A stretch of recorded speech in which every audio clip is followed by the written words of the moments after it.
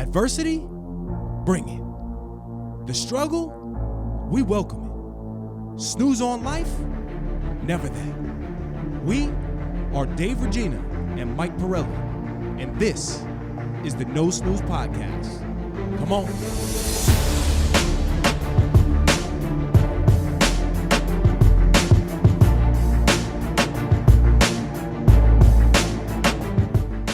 Welcome back, No Snooze Podcast, episode 131. As always, I'm in the booth with my brothers, the big three, Michael, the show Pirelli, Claudio, the voice Valenzuela, and I am Dave, the body Regina. Before we get started, I am bust down in a full Peloton outfit, trying to get this stock price up. We are sub $10. Not financial advice. Not financial advice. Lost thousands of dollars in Peloton thus far, but this sweatsuit is a nice one. So this is a good segment. What is the price of Peloton today? Do we know? $808. All right. You're a big Peloton guy. I'm a Bitcoin guy. So we're going to do Bitcoin. Can I wear Bitcoin? Yeah, right. Let's see what the price is. So, yeah, full transparency. When I bought Peloton, I think I bought it in like the 30s or maybe just sub $30. And that shot all the way up to $180 a share. Yeah. And a significant amount of shares. Yeah. So today it's, sub $10. Not looking good, but it's all right. You still got the body, I'm still looking good, though. Yeah. Can we talk to our boy? You feel me? Who's the guy who runs like Peloton? Alex Toussaint. Yeah. Can we talk to Alex? Yeah, absolutely. Tell him show some more skin. I know, Let's get right? those views up. Hopefully me wearing this this lovely sweatsuit here will bring that stock. You might be the guy to bring him back. Mm-hmm. If they put you on a bike and they're like, who is this dude? Who's the big boy on the bike? Well, they got no one with tats, right? No, I don't think so. Right? Nobody. No one with a beard? No. They got, what's his name? Cody to be your big competition. Yes, absolutely. You and Cody be dueling. How's Bitcoin? Bitcoin's at 16,743. Okay, not bad. At its peak, I didn't buy all of them, but at its peak, I bought at 69,000. Okay. So if you want to throw money out a window, come talk to me. The big loss. Talk to us. Like we say at No Snooze, we're in it for the long game. Yes. So we're going to see who has the last laugh. That's right. We're going to be laughing on a Pelly, riding to the Bitcoin That's world. right. So this is, if you're tuning in on drop day, this is the third episode of 2023. But full transparency, the time we're recording this is basically after Christmas time. Yes. And I did mention, something that was going on personally in the family with one of my uncles that, was diagnosed with stage 4 cancer. And, we've been praying daily and, thank you to everybody who's reached out. But we did get an unfortunate news that he's actually moving into hospice. Oh. The chemo, was not reacting the way that we anticipated and literally declining very rapidly. So, we're preparing for the next steps. But just trying to make sure that he's peaceful, because, like when my grandmother had the cancer last year, you could tell the chemo was really hurting, So when I was talking to my cousins, they mentioned that, the amount of pain that the chemotherapy, was putting my uncle through, it's almost better off just, keeping him pain-free, for the remainder of his days. And then, and again, I share this stuff just to talk about, the reality of life and what's going on. So I had a mentor of mine that dated back to the caddy yard. So about from the age of 12 to about 26 is when I caddied. You had such more of a tough shot. The caddy yard. Yes. You sound like you grew up in the 20s. Yeah. Well, it was the caddy shack that we always referred to. But a very, very good mentor of mine, Sean Sawyer. He was only 40 years old. Very cool with his brother Kyle. I know his whole family. His father played basketball with my father too.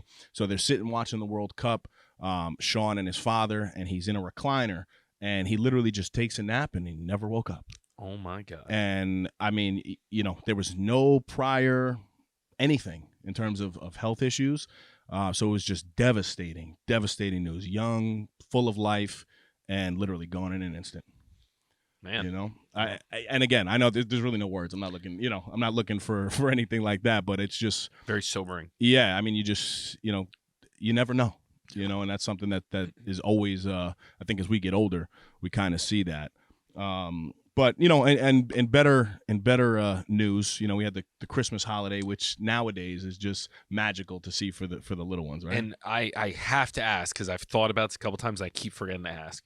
You're my link to all things, what would you call, like spicy. All things spicy. All things spicy. You know But where like, I'm what are you going with referring this? to? Ethnicity. Yeah, I'm very whitewashed.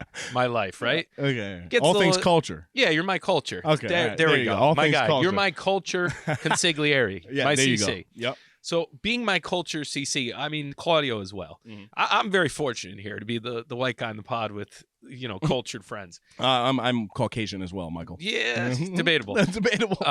So Coquito, they're making a hell of a push. Oh yeah. Is it a brand? Why are they trying to push it on America? I'm very confused. No.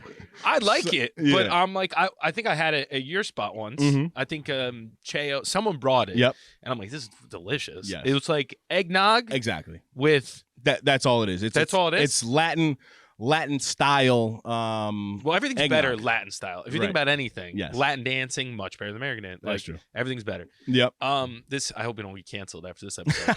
But have you heard like the ads? It's like, and to round out your Christmas, make sure you get a bottle of Coquito. Yes. I'm like, what? Well, companies recently, especially like Bacardi, because the original Coquito recipe is rum infused, Oh, it is. right? Okay. So a lot of people nowadays they put different things, whatever your alcohol of choice is. Mhm. But Bacardi actually started bottling Coquito seasonally now, Yeah. which is I think why you see a big commercial push That makes sense. towards it. But it's basically for Americans it's eggnog, Mhm. right? And then on the Hispanic culture side of things, right, CV? Do you guys have that at the holidays? What do you mean, Coquito? you guys? I'm not Hispanic, bro. But your family is. I Yes. mean, Yes, so it's he's playing dumb over here. basically from November 1st till the end of the new year. It's just in the fridge. You just have bottles on deck. Sick. Yes. Awesome. And it is delicious. And honestly, what's even better is each I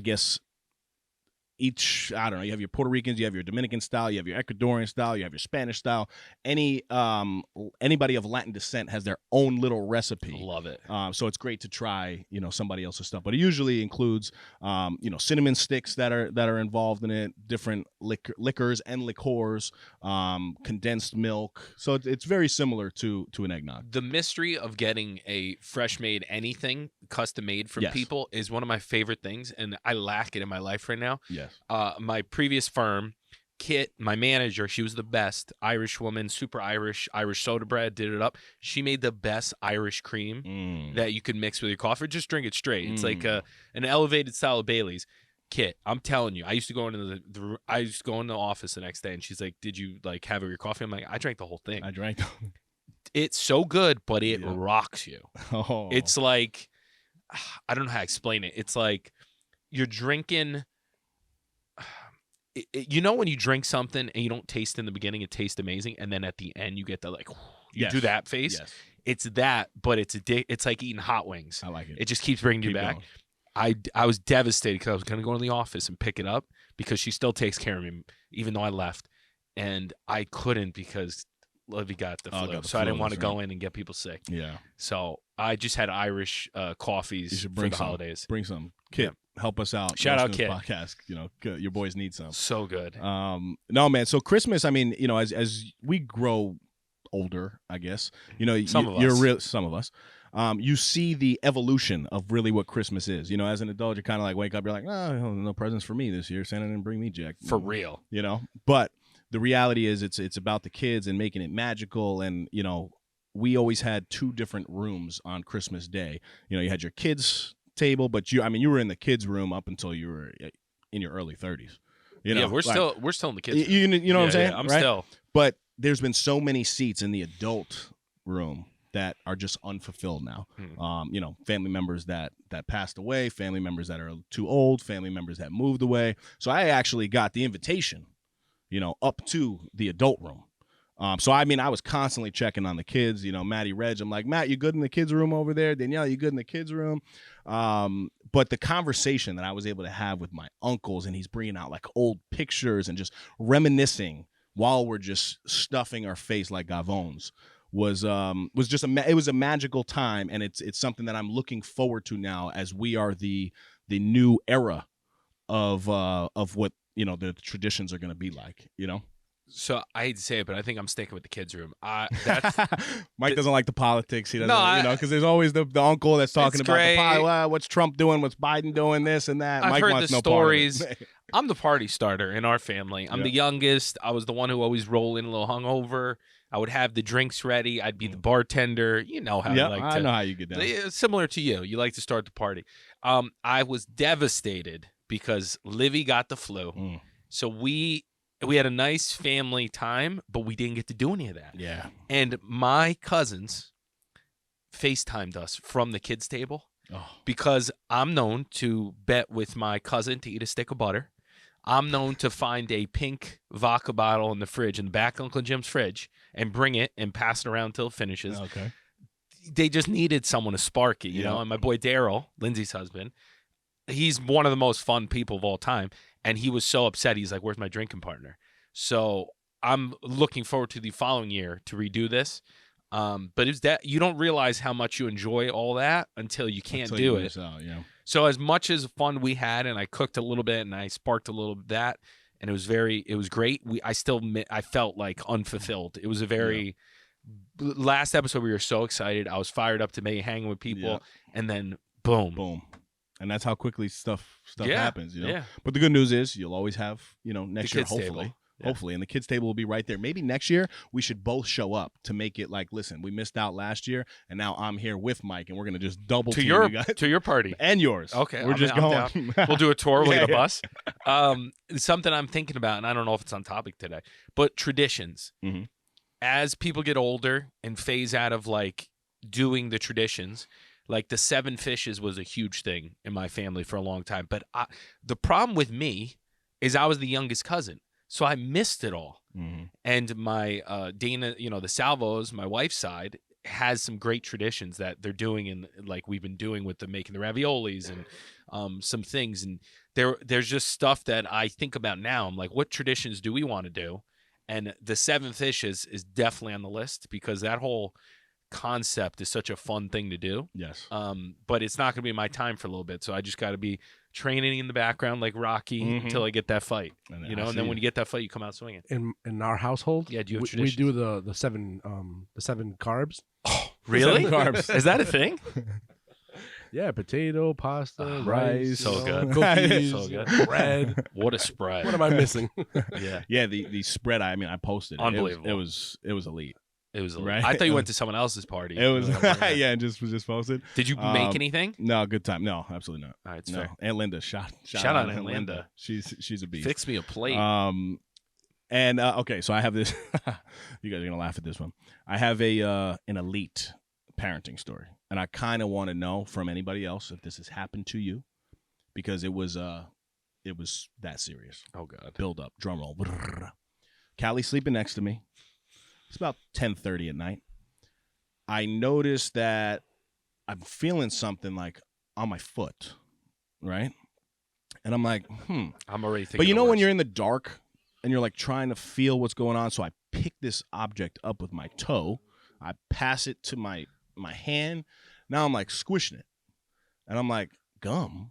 Because Callie's been trying gum lately. And she's like, no, this one's spicy. I don't like it. So I'm thinking she like stuffed the gum, like just threw it under the sheets, and now I have it in my hand. And then I'm like, it's cookie dough maybe, like I make cookies, like I don't really know, but it's not like just disintegrating. Yeah, Play-Doh. Yeah, right, Play-Doh. Like it's not like disintegrating in my hand or anything. So I'm like, what the hell is it? Mind you, it's pitch black though. Yeah, 10:37 at night. I have the Can we guess? Can we guess what it is? I have the timestamp, and then I'm like, what is this? Because again, pitch black. I smell it. And you already know. CV said it before. Hit me with the punchline. No, it was shit. It was actual shit, Michael. So was now, it chances or hers? No. So was listen, it your shit? No, it was my daughter's shit. That was a curveball. Was it the elf in the It was the elf on the shelf. It was 2-year-old Dookie. So, well, because my daughter's a 2-year-old, so not 2 years old. I thought it was. But so this is what bugged me out. So now I'm like. And like she's sleeping next to me, so I don't want to freak out, but I like throw the sheet off of me, and I'm running into the bathroom, and I look at it, and I took a picture of it, just so you can see, because I was baffled. This is gross. That I was just baffled that this could happen to somebody. And then, sure enough, though, I know it was not brand new because it didn't smell that bad. Like it had a stench to it, so I obviously knew that it was poop, but it wasn't as bad as you would assume. Damn, I gotta find it. So, well, first, I guess my question is, Michael, has this ever happened to you? Don't worry, we're not going to post it on the video feed. There's never been a rogue poop in bed, no. No. But Juliana pissed through her diaper the other day and pissed on my pants, and I stood up and thought I Little pissed nugget. my pants. Ha! That's good. That's disgusting. Little nugget. That's disgusting. Look at It's in on your YouTube. big Here you ass hand too, with those nasty calluses. Look. Oh, you can see it right here. yeah. Boom. Oh, you can see it, all Right? right. It's as big as a callus. It is. Look at my callus right disgusting. here. Oh, you lift? Look, boom. Well, so these look really bad right now. I'm showing. If you're not on YouTube, you should check it out. But I'm showing a picture of my callus too. That's in the photo with. As With the reference. poop? It's reference. Well, no, because they look can't different. see it. They Yeah. look different because at night I actually bite them off, so they look bad. So It's at fucking 10:37 at night, I got hit with a little dookie action. And I'm just curious, like, did this fall out of the diaper? Did Callie, like, take it and throw it? Like, I want to know where this Yeah. came from. Well, we run into rogue ones when like Livy's like, I want to use the potty, and then she pooped already and like rips her, and then you Yes, just it get like just- bowling balls down yes, the road. exactly. It's- Yeah, you become immune to Being it. a parent's gross. It's nasty. It's disgusting. Yeah, who signed up for this? But the Juliana pissing through on me, and then me not knowing because like, so when you feed a baby when they wake up screaming, the goal's to not wake up the rest of the house. Yes. So like you run down, you feed the baby, and their diaper's soaked, but you have to wait till they stop eating because sometimes they've pulled bottle out, they don't keep Mhm. eating. And when you do that, they're wet a little bit. So like they're on your lap and you feel that it's wet, but it's not soaking through. Right. So if they pee again, they piss right through and it gets all over you and you look like you pissed your pants. Yes, 100%. So that is the way you start a day. And yeah, it happens. That happens a good amount of time. It's crazy. She doesn't throw up much anymore. She used to like, Dana and I used to take, I don't know, maybe 2 or 3 throw-ups a day Mhm. each. Yes, Callie. I mean, you know how Callie went down. And you get dressed and then Oh, whack. whack. And you're like, wow, it was a great fit I had Terrible, on. terrible. Yeah, but the Christmas holidays infinitely more fun with kids. Yep. Part of me is like, where am I going to put all this stuff? Like the amount of babies, Yes. that are in Yes. our house. I got Livy a basketball hoop, so I'm trying to hold on to like a little bit of athleticism in our Yeah. family. And we were playing a little ball, and I was showing her what's what. I played on my knees and was just dunking on her and get that out of here. She Don't knows let 'em that. win. Don't let him win. No. No. So Can be. it's been good. No, it's awesome. And just as quickly as Christmas came and left, it was out of my house by noon on the 26th. That's aggressive. Do you guys agree with New this Year's or Day not? is Or usually not like- agree? So my thing is, right, I get the tree up literally, Team Fake Tree, right? well, team Team- fake tree hell all yeah. day. 100%. But I get the tree up pretty much like, by November 15th, maybe. Yep. You have your Thanksgiving stuff up, but you can slide the tree in there even if it's not decorated, but because it's fake, it's got nice lights, so you just leave it there for a couple days Wanna and then appreciate you decorate. it. Right. Yeah. And then, by December 1st, you're full throttle into Christmas mode, right? So it's there for like a good month. But then I start to like develop this anxiety of like, well, do I take off from work one day? Do I have to do it on the Sunday before I go back to work on the Monday? To put Is it a everything big project? away. Dismantling Christmas? Yeah. Not the tree. The tree is quick. Dismantling Christmas. That's some dark Yeah, stuff. I right mean, there. and then so Callie she took a nap, and by the time she woke up, everything was gone. So she was like, Dolly, what's Christmas? Grinch stole Christmas. And no, so I wrote a note from Winter, who's the elf, and it said, Callie, taking Merry the street Christmas. Santa needs me back to work at the North Pole. Hopefully you're a good girl, and I will see you next year. And I left like little snacks. So she now knows that, after Christmas, everything kind of goes away, and everything went back to the North Pole. But every morning she wakes up, she's like, "Where's Winter? Where's Winter?" And I'm like, "He's at the North Pole. He's Winter at the Road, North Pole." You, So you so pooped in bed. I but stole your stuff. The answer is I'm aggressive. Is that too aggressive? Yeah, I think New Year's is typically. I actually don't know, but I believe New Year's is like the cutoff typically, right? Yeah. Is that what people do? Yeah. I mean, I like it, but I just listen. whenever now you my can house do is it. clean. It's spotless. Boom. I'm Yeah. back to life. Part of me is the same way. Like when you see an opportunity Yeah. to knock it out, you do it because you don't. I mean, nothing's worse than being like, oh, I gotta do it instead of doing something else. Right. That's the I thing. agree with you. So yeah, I don't know. It was just something I was thinking about, but I got blasted on Instagram like you're the Grinch. You know. But Instagram's rough with holidays. It is Everyone's rough. got an opinion. It is. I know. And then Team Fake Tree for real. We were in the Westchester Mall walking around, just like getting out of the house, and we were looking at Nordstrom's trees, fake trees. I was like, oh, it's a nice tree. Now we know, like, because we got it from Home Depot. You know, ours was like $200, and I was crooning about that. I'm like, $200. We're gonna use it for 40 years, probably. I'm never gonna get a new one. And we go in Nordstrom, and I'm like, oh, it's a nice tree. I look at the tag, $1,500. $1,500. And does it come with the presents? Does it come with a person? Like $1,500? Like, was it those balsams or whatever? Yeah, I think they were. Yeah, they were really nice. That's a great They have candle I have. commercials Mahogany on, balsams. Well, Isn't that what Well, it's a brand of tree. Yeah. I think that's a type of But they had Charlie Brown trees for $700. Like they had. like the little Charlie Browns. Remember that little one I had? Yes. Yeah. No, there's like stick space. Oh, like, it's terrible. and there was $700. I'm like, first off, who buys this? Probably Gucci trees. Who's buying this? That's probably what it was. So That's absurd. listen, I don't understand it. So today, I basically pulled a bunch of questions that are more like business related, and I think it's cool because we're at the point that there's constantly conversations that I'm having with individuals. They'll write a question in, and it's good stuff. So now we're able to kind of lump it together. And I figured because it's the new year and it's basically week 3 of 2023 here, we're able to talk about some of the questions that came in. So CV will introduce I guess the first question. How many we got, CV? 3 or 4 or 5? Something like that. 3 or 4 or 5? 3 or 4 or 5. So third week in January, I'm probably sitting at maybe 11% body fat. Yeah, you think? Washboard abs, huge peach. Yeah. My peach is really coming huge along. peach. CV, before we get into the questions, though, let them know where we get this protein at. We wanted to take a quick second to let you guys know that we partnered with our good friends over at Orgain.com.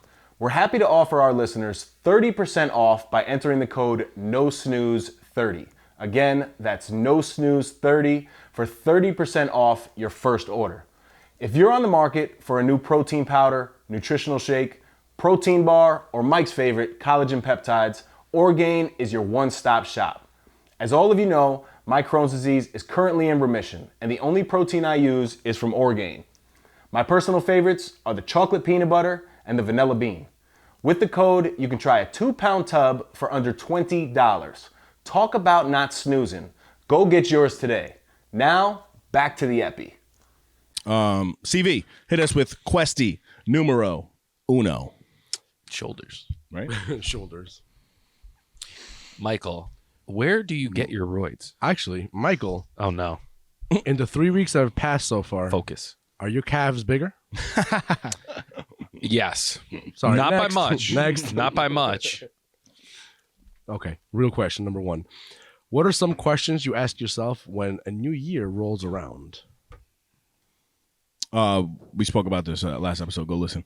Well said. No. Well said. Yeah, so I think the new year is a good time to kind of reevaluate. I do want to get to a place, though, that I'm reevaluating more often than just in the new year. But I definitely remember thinking of a question, what was something that kind of slowed down my progress throughout the year, to try to not have that happen in the new year. But sometimes it's circumstantial, it's individuals, it's experiences, it's, you might hit a bump in the road along the way. So it's trying to identify the things that really slow you down throughout the year. I remember specifically going through that motion and writing some of the things down. But the reality is when I was answering my question, there was like 4 out of the 10 things that slowed me down that I couldn't really avoid. So I think it's also having an understanding of like, along the way, things are definitely going to happen. I remember thinking to myself, and this is a question that I actually heard on a podcast, which is, I kind of dove in a little bit deeper for myself, but does your career still make you happy? That's a big one. And I had a great conversation with my Uncle Joe, and I was asking him about golf, right? And he's retired. He was a very, very successful businessman for years. And he's like, I don't golf anymore. And immediately I started thinking of Mike because he kind of said the same thing. But I said, so why? And he's like, well, during my career when he was, working, he loved to golf because it was kind of an outlet for him. And now, for whatever reason, now that he's not working, he got to a place that he was decent in golf, as he calls decent, 87 to, 92, which is a Stinks. Yeah, but it's to us, it's a great score. Uncle Joe, I'm just messing with right? you. But that's a great score. But he said, I got to the place to where like I'm decent, I could play with anybody, but I'm getting frustrated because I can't get over that hump, right? I can't crack 85. And he's like, what am I doing being retired and engaging in an activity that is frustrating me. You know? Yeah. And just for whatever reason, he's like, and he's the most calm guy in the world, but it's evaluating those things in your life that like you might have done it forever, right? Like he played golf pretty much his whole life. And then at some point it just wasn't fun for him anymore. And he was like, I don't want that energy in my life. And then the last thing that I definitely know that I've evaluated as the end of the year came is what made me proud this year, you know, and how can I do more of that type of stuff? And, you know, it's a little cliche, but it definitely comes down to the fatherhood conversation, being a good friend, experiencing these things, but not only focusing on the negative as you assess your year, but also understanding what are some of the positive things that you like to do more of. Yeah. So those are a couple questions. Yeah, I mean, the big process once again, boys. I try to just ask like one very overarching question and then see where it leads. But it's like, what do you want for the new year, right? Like the big question is, am I still heading in the direction of what I want? Do I want the same things? Do I want to be selling real estate? Do I want to be investing real estate? Do I want to be working these hours? Do I want to be selling these types of properties? Do I want to be in this house? Do it like just a very general. And then like this year, my big recalibration was like, all right, I don't necessarily want to be the number one real estate agent in Greenwich. What I really want is to have a portfolio of properties that allows me to live a lifestyle that I want to build, right? It's a subtle change because a lot of decisions you can make to become the number one real estate agent is a ego stat versus a like what makes me happy stat. So it's a subtle change. It's one that it's easy to get wrapped up in it and just realizing like, all right, well, I'm not optimizing for this goal. I'm optimizing for this other goal. And the only way I get there is to maybe I don't have to be the most efficient person. I have to be efficient when I need to be, but I think I need to optimize a little more for happiness because I went a little too far one way. And I cut out a lot of things that I enjoyed. For example, cooking. Like I don't cook really anymore for enjoyment. I cook for like efficiency and diet, where I think if you can do once a week where you cook for joy, it adds a little element of happiness that, you know, translates. And the vision that I really saw clearly towards the end of this year, as I had a lot of time to sit home with the family and just kind of meander in thought, is being the person that can host and enjoy people's company and create relationships that then translate to other things that are fun, challenging, and are exciting and, you know, have progress involved in them. So, you know, having people over, creating a relationship, and then doing something with it that helps both people. And this is very vague conversation, but just the vision of like, you know, it's Saturday night, we're going to Mike's, he's going to be cooking outside in the pizza oven, you know, and then maybe the next day I have some type of business meetings where I'm trying to acquire a building, and my interest in the cooking translates because they have a pizza oven there, and it's like, oh, that's cool. Like, so I think to have an interesting life, you need to be interesting. So one of the things in New Year is to be a little more interesting and not give up that quirkiness that part of me was trying to kill off to be more of a businessman. But that was to optimize to be a number one agent. Whereas reality, I don't really care. Does that make sense? I love it. Like if you told me, I mean, the reality is if you told me you don't have to sell one more property and you can acquire all the properties you want, I don't know if I'd sell property. Because I enjoy the investment side more than the sales side. Not to say I don't enjoy it, but if you gave me the option to do more of one or the other, I'd want to buy more. I just can't do it yet. Right. So it's more of a means to an end. So I've thought about that a lot lately because it's been hard because I've spent a lot of time investing in the sales side of it. And it's kind of like the Batman thing. I think at one point, maybe you get to a very good level and you just walk away. And people are like, where did he go? Where did Instagram go? He's in Italy. Delete the Instagram. So, I mean, that's a vision is to like have that kind of connection to, that's where like the tradition conversation comes from. Like let me put it this way. If you wanted to work with me and you love Italy and we have a conversation and you're like, oh, you're going to help me with my investments. And, I want to kind of build a portfolio and like, wait, you go to Italy every year and you spend like a month there and you get all this food and you bring it back. And like, that's a big part of it. And you just kind of turn off your phone and people know that when you're away for that month, it is what it is. But then when you're back here, you really fit. Mm-hmm. So like that vision is something that I'm trying to hold on to. Whereas I felt like I was getting pulled into the rat race more this year with the hustle of COVID in the last 2 years. And now it's like recalibrating's been hard. But the overarching question of what do you want is the most sobering one that I keep thinking about. And having the kids and not having the time to commit as much has made me recalibrate that and be okay with it. I like it. Whereas in the past, it stressed me out. Mm-hmm. Well said. Beautiful. Okay. The big ramble. No, it's good. The big process and the big dream. Big dream, yeah. Big dream. It's fair. All right. Question number 2. Shout out my free Starbucks, by the way. Flexus. Flexing? No, the gift that keeps delivering. This was actually free Starbucks. 50 stars. Was that? You got 50? No, so you build up your star points, right, with Starbucks. But is that 50 coffees to get that? It's only 50. No, so to get a coffee, though, like if you get a macchiato or something, it's 150 stars. So you have to build up those points and then you can get it. But my hack to this, right, is I get a regular coffee, 3 shots, coconut milk, 1 Splenda, extra large, which is a venti, and it's only 50 stars. Because it's technically a regular coffee with the added shots. But when you get something that's already named a macchiato or something like that, 150 stars. Branding. Yeah. I mean, it's crazy. Come on. But this still would be like $8. Bamboo. Winning. Bamboo, they have a walnut shrimp. I get the rock shrimp, which is an app. I love it. And way more shrimp. And then I get a beef lo mein, and I mix it all together. And better than any meal you've had. Oof, absolutely. Absolutely. Those little hacks make me so happy. Yeah. It's just like gaming the system. Yeah, absolutely. Question number 2. Talk to us. This is a long one. Hold on. Recently received a job promotion, which landed me in the top shipping company in the world, AP Moller Maersk. Maersk. Yes, AP Maersk. That's the container thing, right? Yes, it's a shipping container company. Yeah.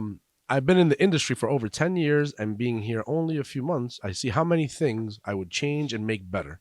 In your opinion, should I share the policies and procedures that I oversaw at my previous company that I know worked, or do you think that's a bad move?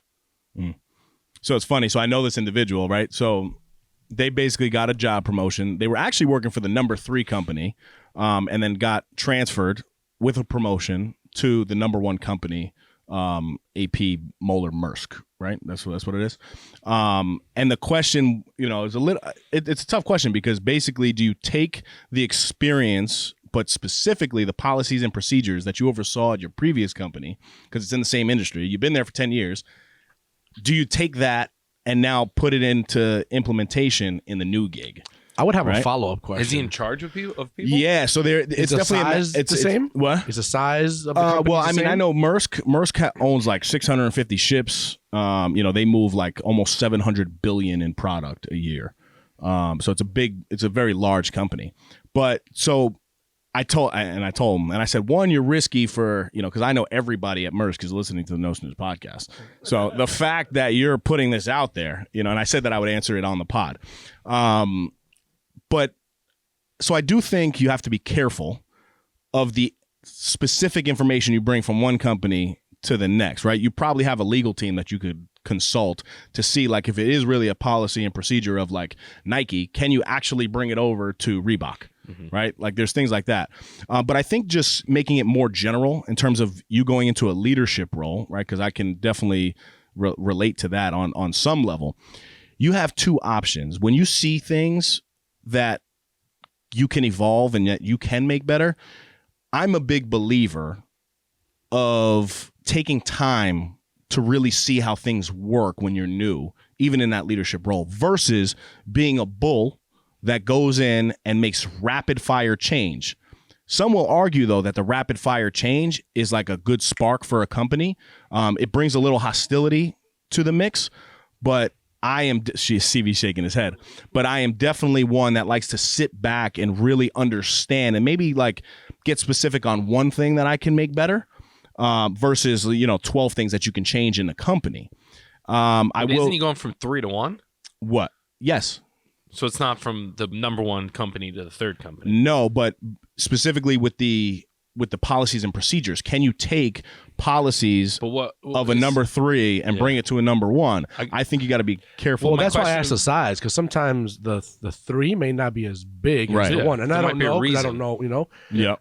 So it doesn't always apply. Right. If you're stepping down, it may apply, and even then, I think it may not even apply then either. It depends on.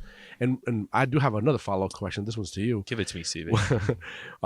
What happens when there's a pressure or an expectation to make these kind of rapid, quick changes?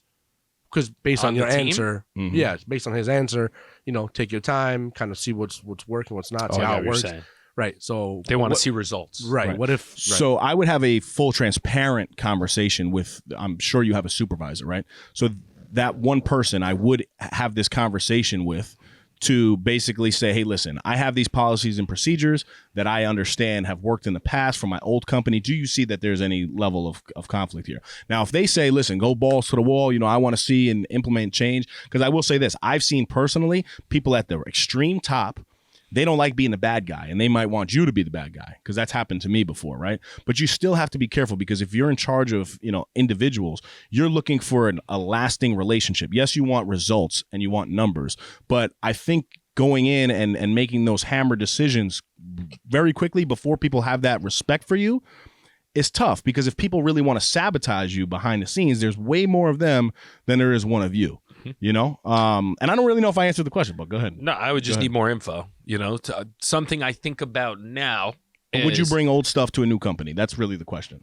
What do you mean old stuff? Like old stuff that worked in a previous position. Would you bring that to a new company? I think you can apply elements of stuff that worked, but I would worry about changing everything, because I think if there's no transition, people feel like lost. Yes. And you can really shake stuff up. Yeah. And then, unless you're firing people and bringing in new people, then it's a fresh start. But if you're trying to bring people have a ownership, which is a good thing, I would imagine, right? Yep. This isn't my wheelhouse at all. But people have an ownership. You have to keep that intact somehow, and then add some things to it so they still have the ownership and they're making the change. Right. Like if you can make them make the changes and feel like it's their ownership. Yeah. It's hard though. I don't know. Thing I ask is maybe there's a reason they're number one. Maybe there's not. A lot of number ones fall because they're stuck in their old ways. So you gotta. My philosophy for my own business, which I keep retooling, but a consistent thing is, how would I put myself out of business? Every time I do something, I'm like, all right, if I'm going after, true. So I think all right, well, can someone duplicate this? And if they can, how do I make it so there's some type of, what's the word? Moat around me. Mm-hmm. It's never perfect, but I always try to put myself out of business, which is good and bad, right? Yep.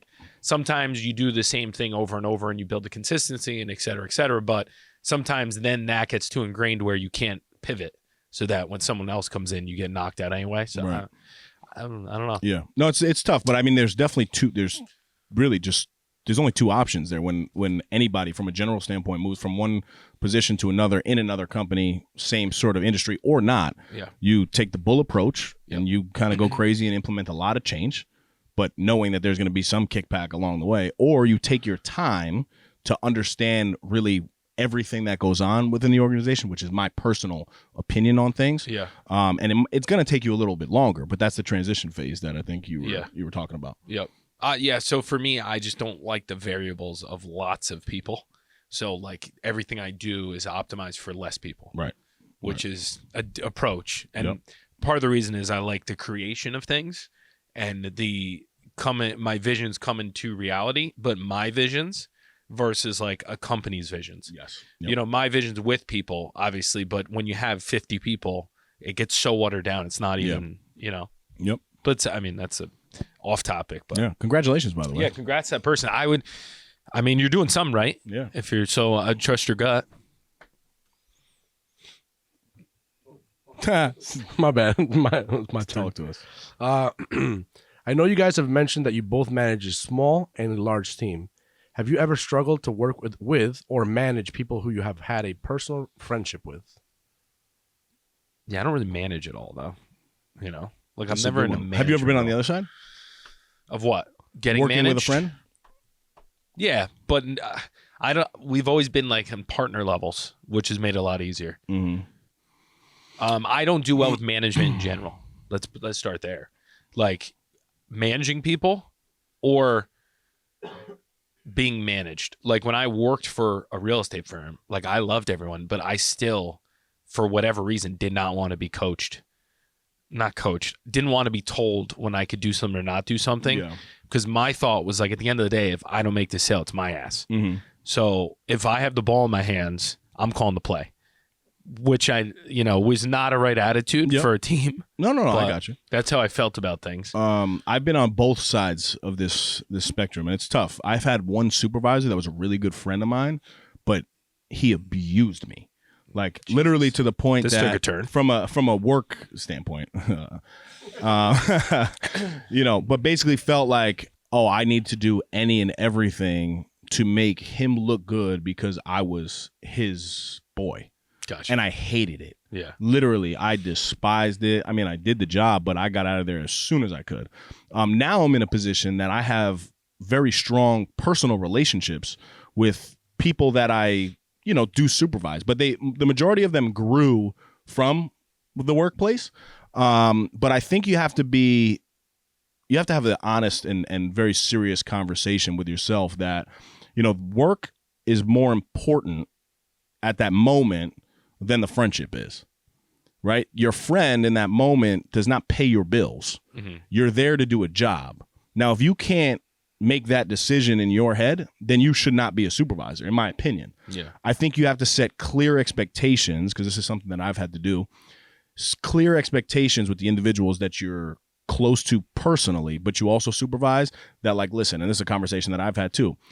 When we're off work and we're hanging out, that conversation really doesn't come into the workplace, especially around other people. Yeah. Right? Because you don't have an obligation to let everybody else know how cool you are with somebody, as long as you guys are, doing things by the book and making sure. But I'll be honest, there's times that, even in my one-on-ones, when I have conversations with individuals that I'm close to, there's a portion that it's a one-on-one conversation. Now you can get personal with that individual.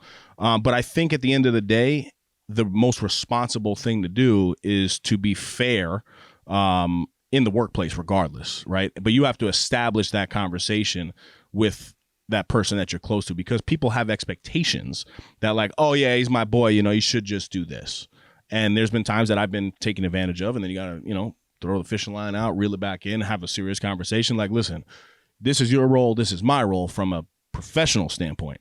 You can't really mix up the two. But I think it's a difficult thing. I don't think it's easy to manage. But I think your closest friends will be extremely understanding, and they want you to succeed versus putting you in a bad position. Does that make sense? Yeah. Like they should never want to expose you. They in have any, the right intentions. Exactly. Yeah. The people that are really closest to you will want to see you do well in that position. I think it just comes to communication. I Mhm. mean, right? Like, Yep. if it's Absolutely. not working, if it's working, whatever it is, if you can communicate, then if it works or it fails, you're still going to be friends with the person. So there's no real pressure on it. Does Yep. that make sense? Yes, absolutely. And to answer the answer to the question always, it was, have you ever struggled, right? Yeah. And yes, I definitely have struggled. Yeah. I struggle with when a client is a friend and you're giving them the info. A lot of everything comes back to like, you do what you can control and it is what it is. Because then there's no animosity towards like, it's like, all right, well, that's your decision. We'll run with it. Mhm. See what happens. Right.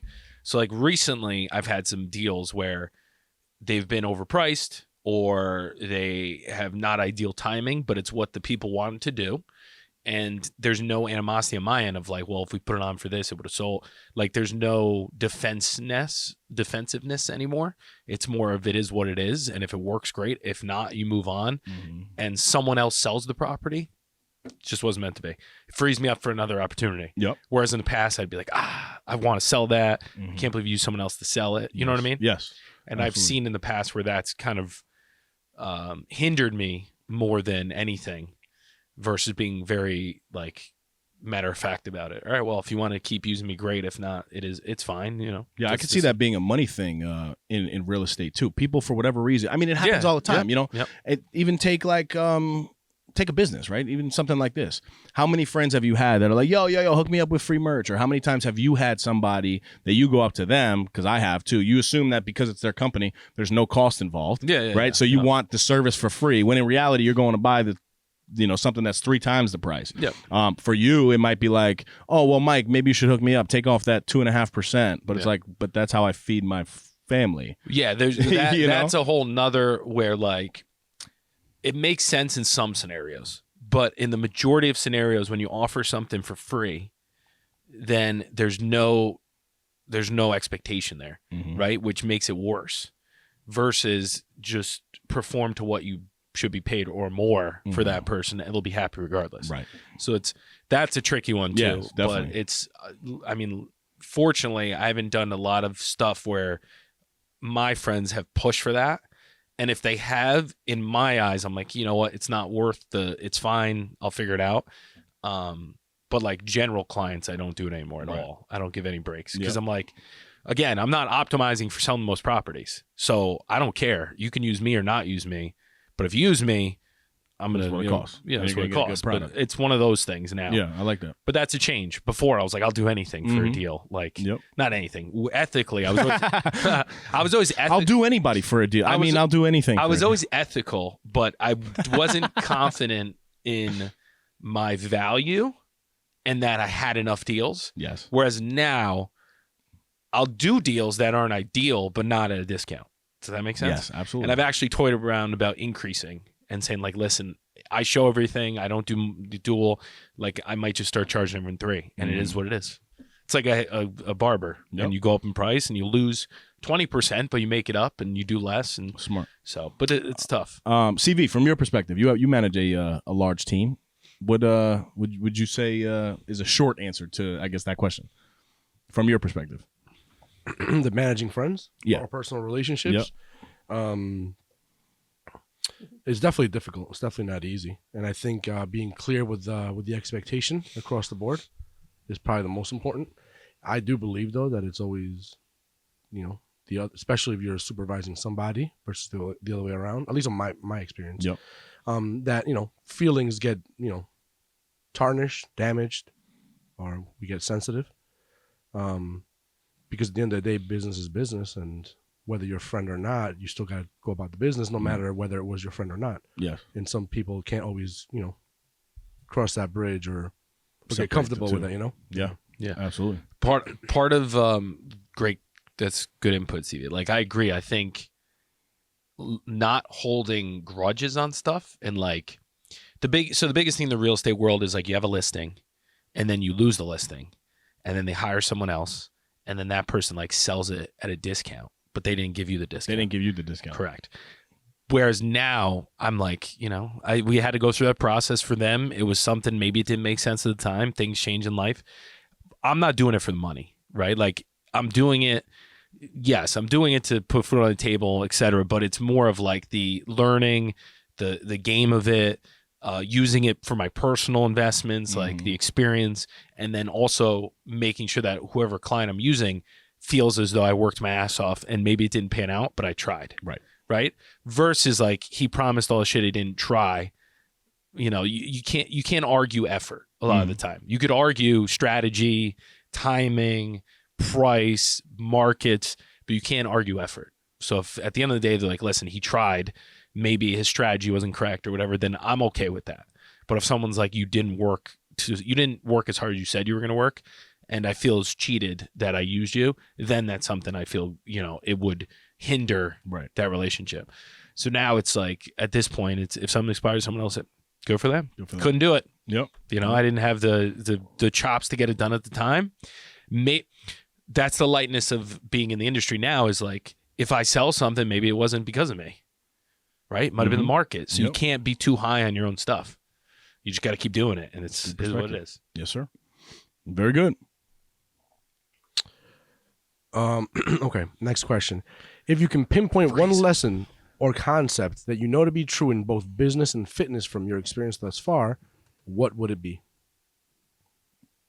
It's a good question. What's in it for me?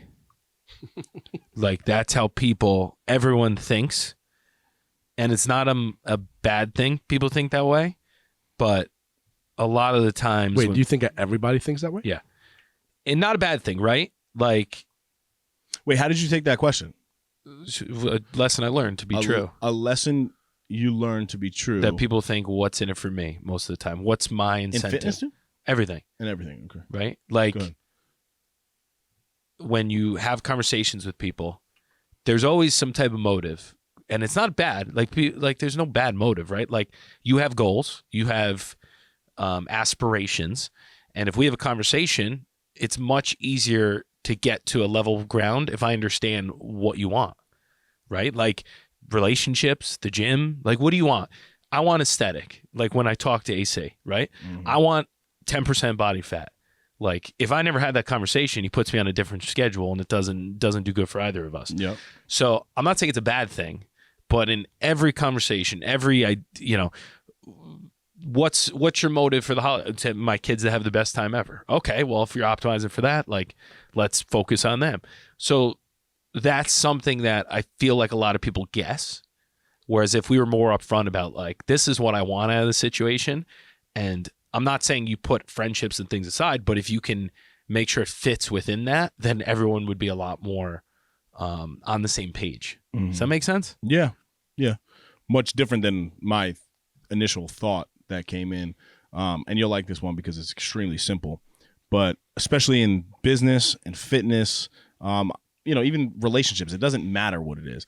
I think the biggest lesson that I've learned thus far is that good things take a lot of time, right? In fitness, for you to just start on your journey, you might have some changes over the course of weeks, couple months, maybe stick with it for a year. You're going to have some change. But to really reap benefits, you need to be in it for the long haul, right? For me, it's not only about the aesthetic anymore. Of course, I know that the work that I put in now is going to make me look a certain way, but it's also for, my overall health and well-being, both physically and mentally, because I know the benefits of what it does. In business, I think good things take time, right? Like, the role that I'm in now has taken, it's taken me 7 years of being in the same organization to finally feel like I have the full support of the team. Not that my job is done, but in year 2, I wanted the results, and we always want the results so quick. But now that it's year 7 and that compound effect of doing the same things that we always talk about, now you start to reap benefits. And I think as you continue in life, you have a decision to make. Are you going to be one that is going to basically quit after some time? Maybe you switch careers a bunch of times, which is fine, but then you jump in, you did 10 years here, now you go somewhere else, and then you end up retiring. Or are you going to stay with the same trajectory, even in your financial journey, right? Are you going to pull out of that market when things get tough, or are you going to stay in it? Mike is a cook, right? Well, he's back in the game. It's a vague comment. Back in the game as a cook. I don't know about cook. The way that I'm kind of looking at it is like, if you have all of the ingredients, and the way society kind of feeds us is we have everything at our disposal. You can learn literally anything pretty much overnight if you wanted to, right? Yeah. I know a lot of experts, they talk about, like, if you just put 20 hours into something, you will have a general knowledge of what that's about. But so say we have an ingredient list for the cake that we're going to bake, and we have everything to a T. We have all the information we need. We have all of our ingredients in front of us. We have the oven that it needs to go in. But all we do is we switch that cake that's supposed to be baked at 400 degrees for 45 minutes, and we bump it up to 800 degrees for 20 minutes. We sped the process up, but your cake probably tasted like doo-doo. Probably not good. Burnt, probably. It probably burnt. I mean, it's cooked, and you did, like, your job. You made a cake, but if you really just took the time that was required, it's the same thing in life. You know, sometimes we won't reap benefits until the full recipe is cooked. But we just try to like gas it, you know, and we cook things too quickly. A steak, right? Yeah. If you cook a steak at double the temperature for half the time, you can have a raw inside, which some people might like. Yeah. But that's not the recipe. It's not the best way to roll. So I think the lesson for me is good things Crockpot. take time. To build on that metaphor, then on top of that, you ask the person, how do you like your cake? Do you like it a little dry, a little moist? Right? How do you like your steak? Do you like it dry, a little moist? And that leads to the relationship, which is everything. Yes. Like people are everything, right? Like I've been thinking a lot about this. The people that are at the top of the top, professionally, fitness-wise, they have people that when stuff hits the fan or they need to recommend something, they have someone for they always have a guy, right? Like you look at even the mafia, like they got a guy. Like you need something, I got a guy for that. I got for that. Like the level of network, professionally, personally, for happiness and, you know, business is the same. It doesn't need to be bigger, but the quality of people within the network has to be high quality. Right? Like a volume game's fine, but if you have certain types of people in your life that you can, you know, we're fortunate to have you for the fitness stuff, right? I'm fortunate now to have AC as well. So like that, having those people that you trust, respect, to be able to be a specialist in something that you're not is where kind of the magic happens, is having that network and the time of the relationship where you're on the level where you trust them enough to take their advice and actually use it. Right, and apply it. Or recommend people to them, right? Yep. Like if someone was like, hey, do you know anyone who does audiovisual? I'll be like, oh, I got this guy. His name's Claudio. He's tremendous. And the only reason I'm confident in sending him over and I know that person will be happy is because I know his skill set, because I've dealt with him for a long time. I respect him. So like time, to your point, is a big factor of that.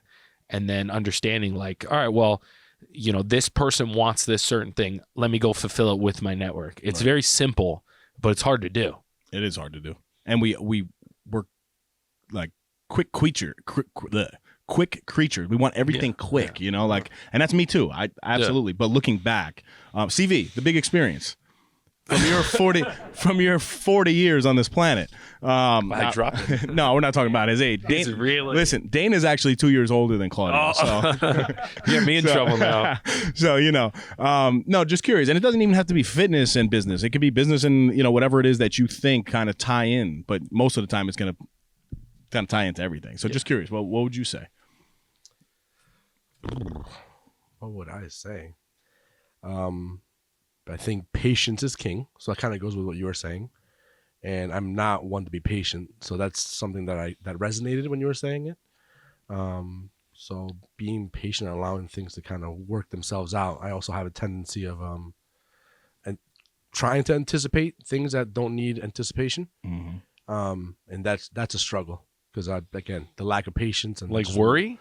No. Like even anything. Like let's say we're gonna do a deal, you know, and you know, maybe it's worth giving. My dad always says is, you know, give time. So giving the amount of time that's needed for the whatever it is to develop, versus me being like, hey, Mike, do you have a deal? Like, what's going on? Like, you know, just being on it to the point that maybe now you get annoyed because like, oh, guys, back up. You know what I mean? So too that's much like right. pressure. So that's kind of something that I always try to say myself to give time, allow things to kind of unfold and develop versus me rushing it, anticipating it, trying to adjust it. And that's something that for me is tough because I'm as impatient as they come. So, you know. Good. Well said. Oh my God. This is top 5 worst feelings in the world when you have to sneeze and you like really can't get it out. Like, you know, when it's just like stuck and it kind of tickles. No, I get my sneezes out. Top 5 worst feelings. My sneeze never Top 5. You know worst why? feelings in You the know world. why it's stuck in there? Why? Because your nose is like it's fucking blocked off. It's just crooked. I know. It's like in 300. Your 300 guys are in the.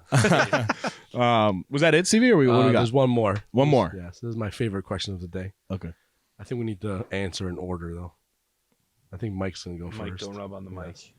How many times a day do you eat? All Depends. day. Bye. All day. Yeah, it depends.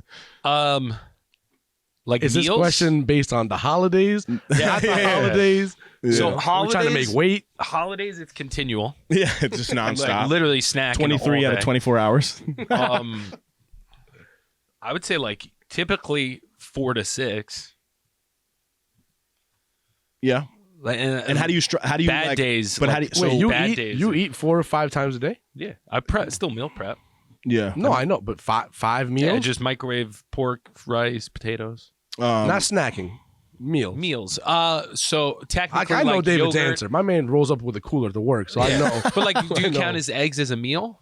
No, that's a snack for Oh. him. My man No, has. no. He comes in I'll with break a it Yeti down, but go cooler, ahead. like the big the Tundra, the Like 70 meals, liter. yeah, I mean, the big Yeti. I've been trying to. I personally found that like the one meal a day was good because I didn't have to worry about food, and I just ate like all the you didn't variations have to worry I did. about anything. All the variations I did like worked for efficiency and lack of doing things, but mentally we're not good Yeah. So I think that type was a big of realization. that style though was to survive. it goes against what I was saying. Like you're gonna get the 100%, results quick, 100%. but it's not really sustainable over time. In the moment, it was like I don't have time to do anything Yes. because I'm so overwhelmed with everything going on, real estate, kid, like with Liv. Yeah. So I was like, how can I just not have to work? Like I just won't eat. And it was a terrible strategy, but it funny. worked. Yeah. But then I realized like, and I read a bunch of stuff like if you don't have any carbs in your system, your anxiety is elevated, which then in turn hurts your thought process, your brain. So I've really tried to think about like, yes, maybe it's more effort, but it's worth it because then I'm calmer. I've eaten. I'm not like ravenous. I'm not distracted. So now it's Good word. breakfast, lunch, dinner, and then there's a couple snacks in between. Sometimes I don't get the snacks in the morning. Yep. And then I have a snack like at night. But I haven't been super strict Yeah, during no. this beginning of Juliana's life.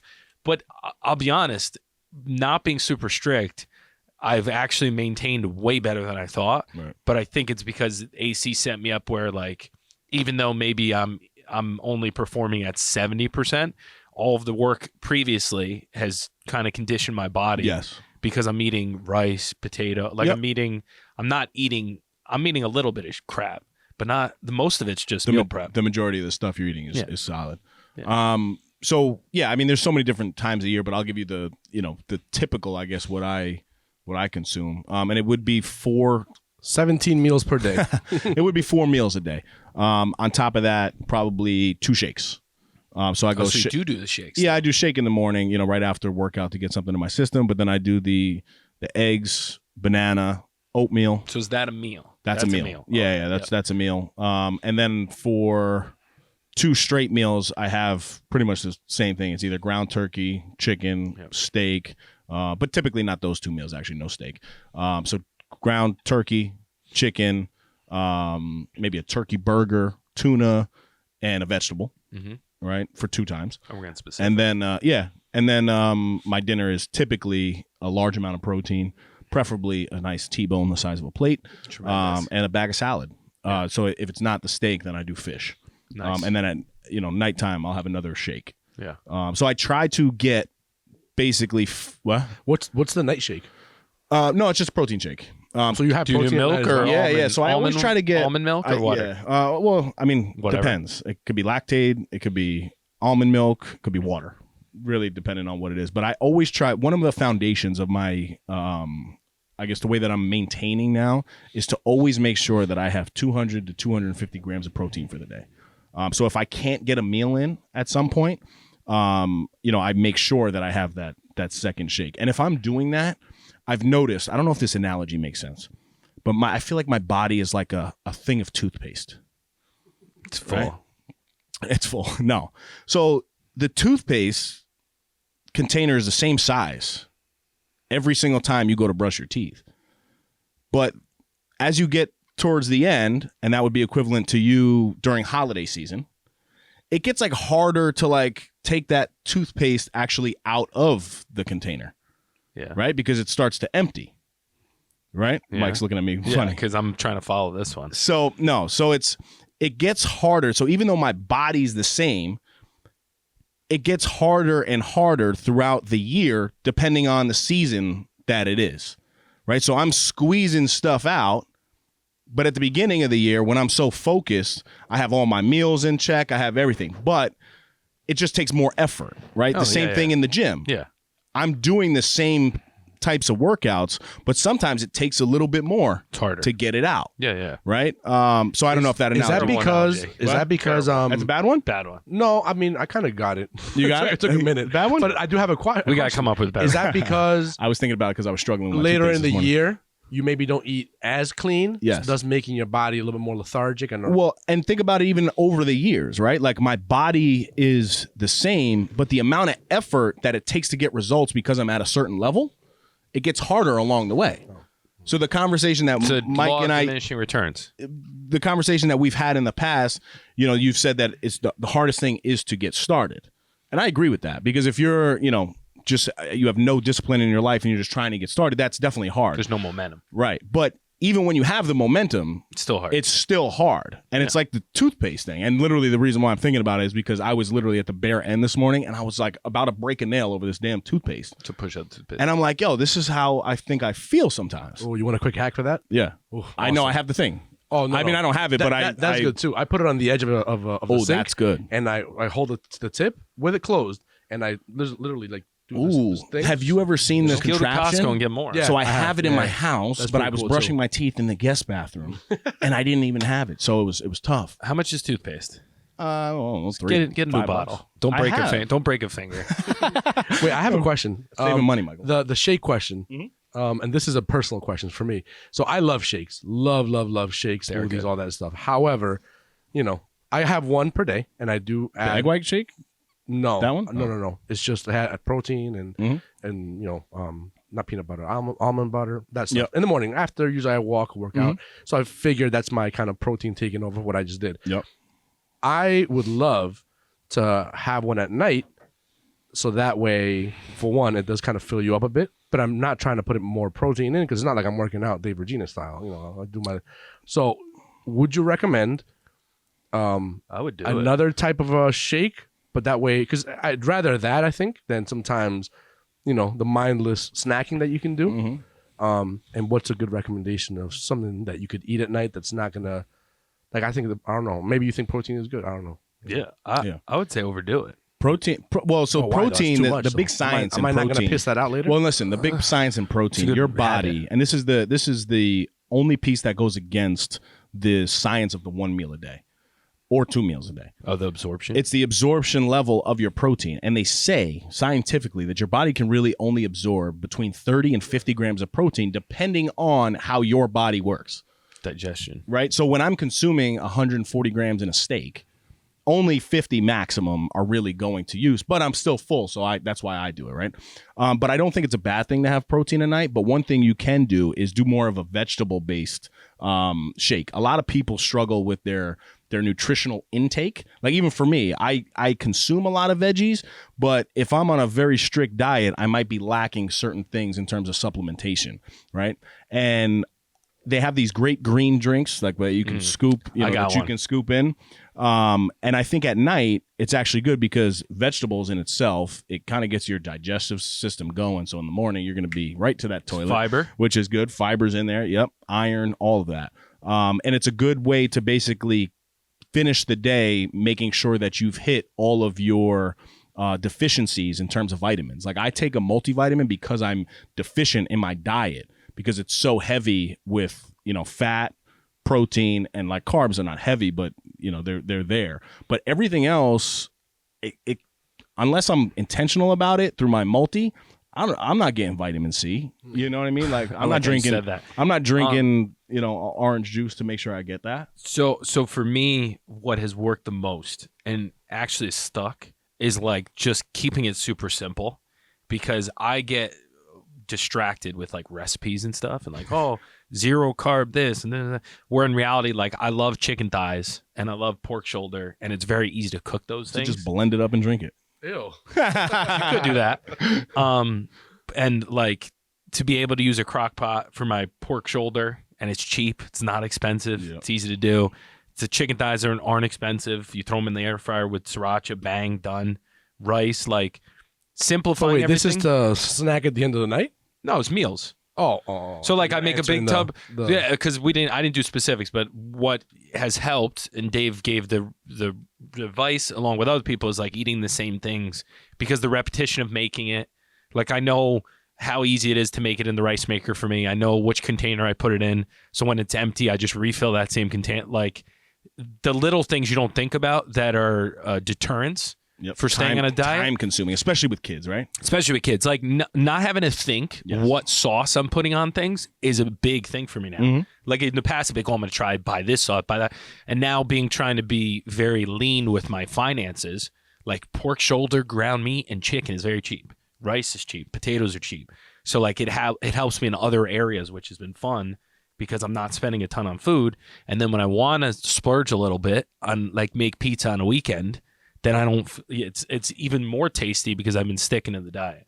So that advice you gave me of the repetition of eating the same things and just trying to stick to that has made it so much easier. Yes. Versus there's a recipe I want to try today and then fucking it up, it tasting bad, and then eating something else. Right. Yeah. But CV, I mean, yeah, you can definitely have that shake, because it's better than what you probably would be consuming. I would argue. Do you have a quick recipe that you want to share with the listeners? Almond milk, the Nutri-Greens, they have, so I honestly use the Orgain one. So they have a protein blended with the greens, which is actually good. And it's, if you only do 1 scoop because you don't want that much protein, it's only 20 grams of protein, which is great. I throw a little bit of peanut butter in there because like for somebody like you have to be careful with your calorie in, calorie out. So you don't want to like kill it at night with too many calories. But then I load on strawberries too. Like strawberries are, I mean, you can eat. I love strawberries. Seriously. If you're hungry, strawberries and blueberries are like the best thing for you. Fresh or frozen, or does it matter? Honestly, it doesn't matter. Fresh. It really doesn't. I've been matter. on the frozen. So frozen is good.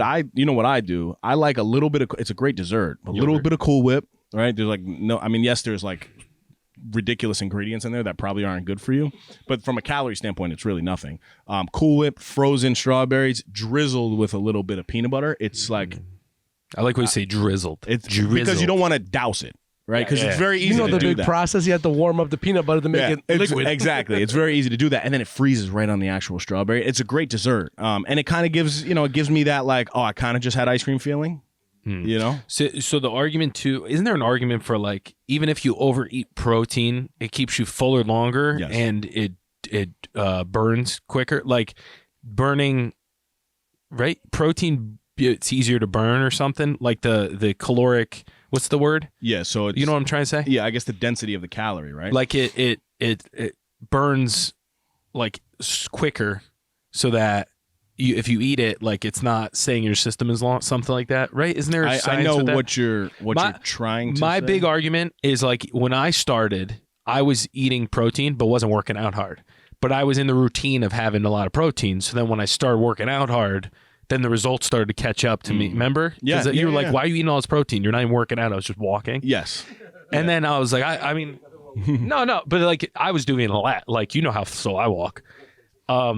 So my argument is like, it's a habit that's good, even though you're over in calories. Like, even if it adds calories, it's not good calories. Yeah. Yes. Like if should I have extra broccoli? It's too many calories, Absolutely. but it's broccoli, so fuck it. So 100%. I think there's a big. I don't know. It's just there's a big misconception in the fitness world when it comes to like macros. Make sure you meet your macros, because when you use that verbiage, it's basically saying like I could take 100 calories of M&Ms and 100 calories of grilled chicken, but because I'm in my macros, it's going to be the same. No, it's absolutely not the same. Yeah. There's room when you're meeting your macros that like, yeah, if you have 100 calories of your M&Ms throughout the day, it's not going to kill you, but you shouldn't be having, the majority of your calories to meet the macros through your donuts, pizza, and, shitty foods. Yeah. But it's all relative, right? Because then on the weekends, I mean, I'm a free bird, baby. So hopefully that helps you, CV. Yeah. Good stuff. I wanted you to say it on the podcast so I can listen to it later and write it down. Yeah. So it's basically, I mean, it's just the greens, it's the almond milk, blended with the protein, a little bit of peanut butter. Any fitness goals for the new year from anyone? Just stay yoked. Tight, stay the body, stay solid. CV, anything? You know what I'm saying? Yeah, get the holiday pounds off. The holiday poundage. Yeah. Good. This was a good episode. That was it, right, CV? Yes, Yeah, I it got was a 12 great. point. And that Yeah, was all the beautiful. questions. All right, so this will bring us to my favorite section, Dave's Dime of the Week. Oh, he left me hanging. He left me hanging. We don't have I thought we had a switchboard. Don't worry, We don't I have a will switchboard not. yet? Even though there will be dimes coming Thank down you. on the Switchboard? Don't Thank worry, I you. got Thank you. You should make it so it hits his head. We do have a switchboard. It's Mike Pirelli. Barelli. So this has to deal with the conversation of effort, and this is a very simple one as well. But it's something that definitely rings true to me because at times I can get down on myself looking for kudos from others along the way. Kind of like the conversation we were having off air before, Mike. But the quote itself is, "Your effort will go unnoticed. Your results will not." So along the way, for me, there's been many times that I feel like, why doesn't this person see what I'm doing? Or why doesn't this person give me credit? Because it's hard for me too, right? It's not always whatever, rainbows and sunshine. Yeah, you really got to get that. Yeah. That'll be one. The butterflies and the sunshine. And missed that. it's something that like it sticks with me because when you're doing that day-to-day stuff and it's hard for you, but others don't acknowledge it, it's not about it, they just don't care. And that's the reality of it. Your effort will really go. No, they don't care. Somebody, I don't care. Somebody know. What have I been saying? They don't care. They don't care. No one They don't cares. care. No one cares about the effort. But you have to, to get the results, you do have to put that effort in. And there's a real big understanding and realization that you might be working very hard for a significant period of time and not reaping those results. But at some point, those results will silence everything that you've been doing for a long, long time. Maybe that's a good technique is like, if you're going for something, think to yourself, if no one gave me any credit for it and I achieved it, would I still want to do it? Very good. Are you doing it for yourself? Nike, do it for yourself. Why buy Nike when you could buy, Mikey. you know what I'm saying? Michael, let them know where to shop, please. Should I just start making Nike gear or just write, do Mike. it for yourself? Mikey, do it for yourself. That's a good one. You should change all your branding, That's please. hilarious. Please. Instead of Nike, just do it. It just says Do it for Mikey, yourself. just do it for yourself. This is good content right here. I love Selfish. this. Michael, let them know where to shop, please. NoSnoozeShop.com. Hit them with a like, subscribe. We're working on doing a Peloton partnership, but they're not calling us back, so No. I don't know if they fired their whole HR department.